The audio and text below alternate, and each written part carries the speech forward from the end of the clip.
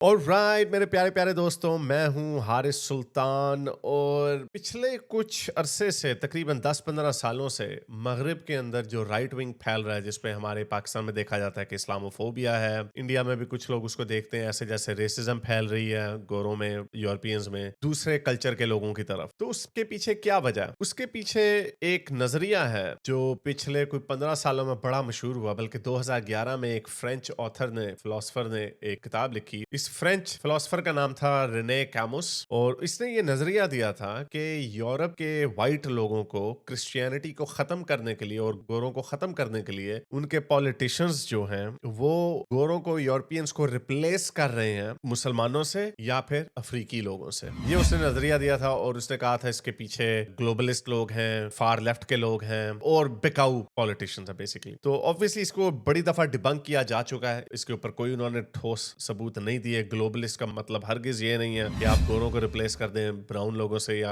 African लोगों से, ये कुछ भी नहीं है। लेकिन हम एक ऐसे इंटरेस्टिंग जमाने में रहते हैं कि सच की उतनी वैल्यू नहीं है जितनी वैल्यू लोगों की ओपिनियन की है, और जो पॉपुलर ओपिनियन है। और वो पॉपुलर ओपिनियंस कैसे बनती हैं? वो पॉपुलर ओपिनियंस इस तरह बनती हैं कि अभी आपको पता है कि रमजान का महीना खत्म हो रहा है, आज ईद भी है। तो यूरोप में हमारे प्यारे प्यारे मोमिनीन्स जो हैं वो क्या हरकतें कर रहे हैं, मैं जरा आपको दिखाता हूँ। पहले तो देखें, ये है जी लंदन। जरा लंदन देखें, जरा देखें आप क्या नोट कर रहे हैं। मुझे लग रहा है ईस्ट लंदन का हिस्सा। जरा इधर देखें गंदगी कितनी है। ये आप देखें, यहाँ पे सिर्फ आपको हमारे प्यारे मोमिनीन्स नजर आएंगे। शटर देख लें, मैं बड़ी दफा बता दूं, मुझे लगता है ये इल्फर्ड वगैरह का एरिया। जरा जरा हाल देखें, ये लंदन है। आपको एक गोरा यहाँ पे नजर नहीं आएगा, आपको एक अंग्रेज यहाँ पे नजर नहीं आएगा, आपको और भी लोग नहीं नजर आएंगे। आपको यहाँ पे सिर्फ हमारे ये मेरा हाल गोरा है। ये भी मुझे लगता है कन्वर्ट नहीं, वो गोरा वो भी वीडियो बना रहा है कि देखो देखो हमारे मुल्क का क्या हाल हो गया। ये देखो, ये लिफाफे, ये लंदन है। मैं आपको बता रहा हूँ, हिजाबी औरतें वहीं पे बैठे हुए खाने खा रहे हैं, बिल्कुल वही हाल जैसे आपको अंदरून चीचावतनी में आपको जैसे लगेगा। लग रहा है यहाँ पे कोई टोर्नेडो होके गुजरा है। ये एक तरफ हमें कहते हैं कि सफाई निस्फ ईमान है, और दूसरी तरफ मैं आपको ऑनेस्टली बता रहा हूँ, आप जिस भी सबब में जाएंगे, चाहे इंग्लैंड में जाएं, चाहे किसी और मुल्क में जाएं, कहीं पे भी जाएं, आप मुसलमानों के एरिया में से गुजरेंगे, आपको इसी तरह का गंद नजर आएगा। हाँ, जो साफ सुथरे एरिया होंगे वहां पे कुछ गोरे रहते होंगे। इस वजह से ये गंद मचाना हमारे मोमिन। और ये सिर्फ यहीं की बात नहीं है, मैं आपको और दिखाता हूँ।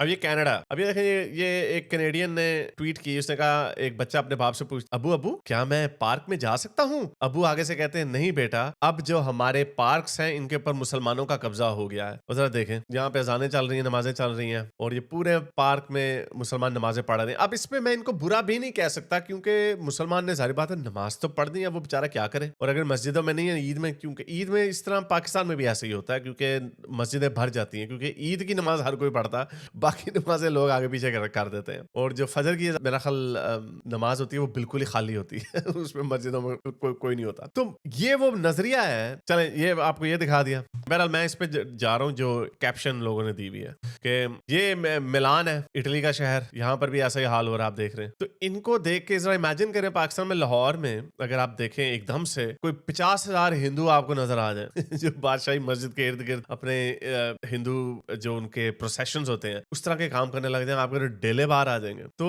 ये गोरों के इस वक्त बेचारों के डेले बाहर आए हुए हैं, वो डरे हुए, घबराए हुए हैं, और उनको डर लग रहा है। और आपको पता है ये हॉस्टाइल भी बड़े होते हैं, इतना क्राइम ऊपर गया है इन मुल्कों में। अगेन मैं ये थोड़ी नजरियाती बात कर रहा हूँ, मैं जरा किसी को टारगेट नहीं कर रहा, इसको बात को समझने की कोशिश कीजिएगा कि जाहिर बात है, मुसलमान अगर किसी बाहर के मुल्क में जाता है तो वो इस्लाम को तो नहीं छोड़ सकता, उससे नमाज भी पढ़नी है। अगर उसको इजाजत है नमाज पढ़ने की, नमाज भी पढ़ेगा, और अगर नहीं भी इजाजत होगी तो फिर भी उसका दिल तो करेगा ये काम करने का, तो वो छुप के ये काम करेंगे। तो इसमें कोई गलत बात नहीं है मुसलमानों के पॉइंट ऑफ व्यू से, लेकिन उनके पॉइंट ऑफ व्यू से ये उनके लिए बड़ी खतरनाक और डरावनी बात है जब उनमें इस तरह के नजरियात पाए जाते हैं, जब वो देखते हैं। और इसमें मुसलमानों का कसूर नहीं है, और मैं नहीं समझता कि कोई ग्लोबलिस्ट या फार लेफ्ट की गई कंस्पिरेसी है। मैं इस कंस्पिरेसी थ्योरी को सही नहीं मानता। उसकी वजह कि गोरों ने जैसे जैसे इनका क्वालिटी ऑफ लाइफ ऊपर जाता है, इनके बच्चों की तादाद नीचे होती जाती है। तो मुसलमानों में भी हम देख रहे हैं, लेकिन अभी भी मुसलमान बच्चे ज्यादा पैदा करते हैं। तो जब इनके बच्चे कम पैदा होने लगते हैं तो इनकी सोसाइटी में बहुत बड़े बड़े गैप्स पैदा होने लग जाते हैं, इनकी एम्प्लॉयमेंट में गैप्स पैदा होने लग जाते हैं, इनकी क्रिटिकल सर्विसेज में गैप्स पैदा होने लग जाते हैं जिनको इन्होंने फिल करना होता है। और इनकी सबसे बड़ी जो प्रॉब्लम, पेंशनर्स की तादाद बढ़ जाती है और जो टैक्स पेयर है उनकी तादाद कम हो जाती है, तो इकोनॉमी श्रिंक होने लगती है, जिसकी वजह से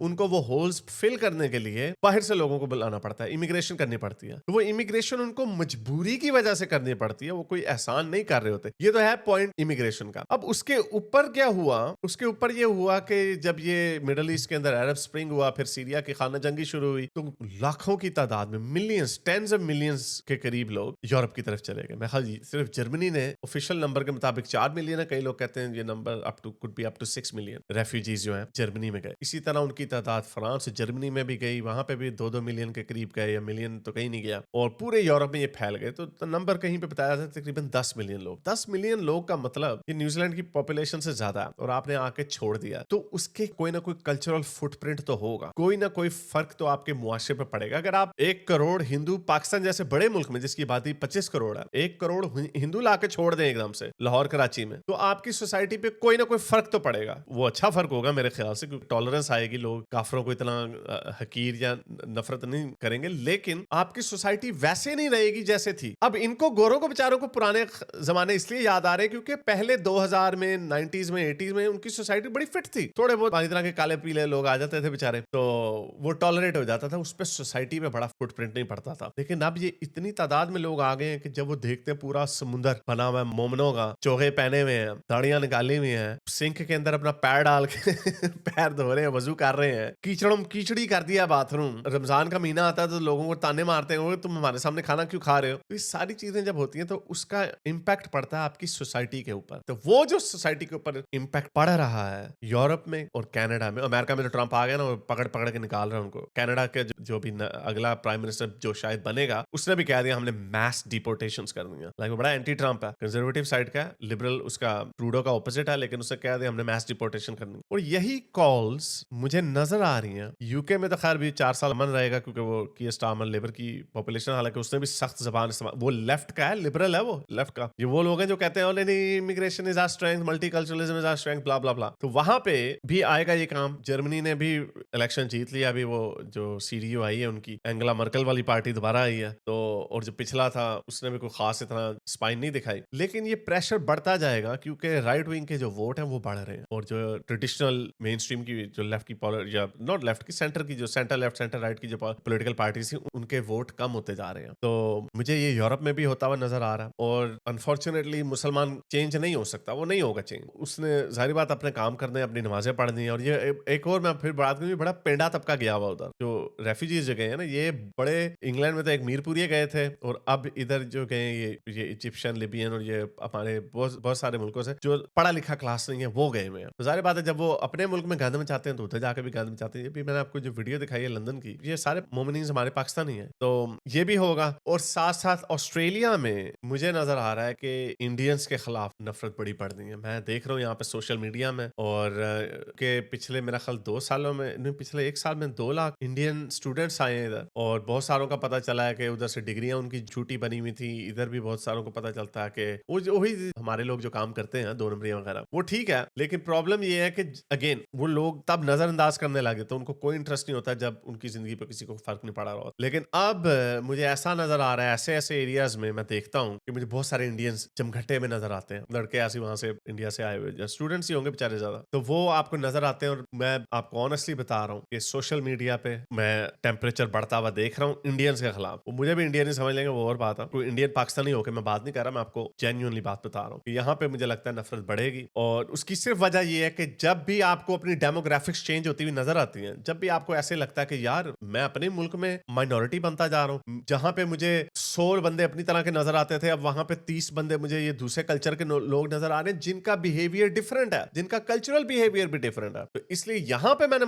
पाकिस्तानियों या मुसलमानों के खिलाफ, वो इसराइल फलस्तीन के हवाले से तो है, लेकिन यहां पर जो मेन स्ट्रीम मुझे लगता है जो नफरत का निशाना बनेंगे जो लोग, वो इंडियंस बनेंगे। ऑस्ट्रेलिया, यूरोप में वहां पे सारे हमारे मोमनों के पीछे पड़े हुए, इवन कनाडा में अपना जो आपके खालिस्तानी वगैरह उनका चक्कर है। और हाँ, यहाँ पे ये भी हुआ था असल में, पिछले साल यहाँ पे खालिस्तानी और हमारे इंडियनों की आपस में में लड़ाइयां भी बड़ी हुई थी फेडरेशन स्क्वायर, जो मेलबर्न का सेंटर ही आप कह लें, स्टेशन के सामने, वहां पे प्रोटेस्ट वगैरह होते हैं। तो वो हुआ, उसके बाद भी यहाँ पे सोशल मीडिया पे बड़ा शोर शराबा मचा, और वो शोर शराबा जो है यहाँ पे इंडियंस के खिलाफ मच रहा। तो मेरा नहीं ख्याल हमारे पास इसका कोई सोल्यूशन है। जैसे मैंने आपको बताया, अगर कोई इंडियन भी यहाँ पे आएगा तो वो होली भी मनाएगा, दिवाली भी मनाएगा, अपने कल्चर से प्यार करेगा। यहाँ पे होली मनाई जाती है डेजिग्नेटेड एरियाज में ना, पार्क में अगर किसी को काउंसिल से इजाजत लेके वहां पे होली मना लेंगे, ठीक है, दिवाली मना लेंगे, ठीक है, और बहुत सारे लोग जाते भी हैं। लेकिन अगेन क्योंकि छोटे पैमाने पे, छोटे स्केल पे अभी, इसलिए ये मैनेजेबल है कि अच्छा जी आप यहाँ पे जाके ये काम कर लें, ठीक है जी। लेकिन ज्यों ज्यों ये पॉपुलेशन बढ़ती जाएगी और ओवरलैपिंग होती जाएगी लोगों की, तो ये चीजें स्पिल ओवर करती जाएंगी लोगों के मेन स्ट्रीम में। अभी जैसे मैं इंग्लैंड में देख रहा था, बीबीसी ने ईद की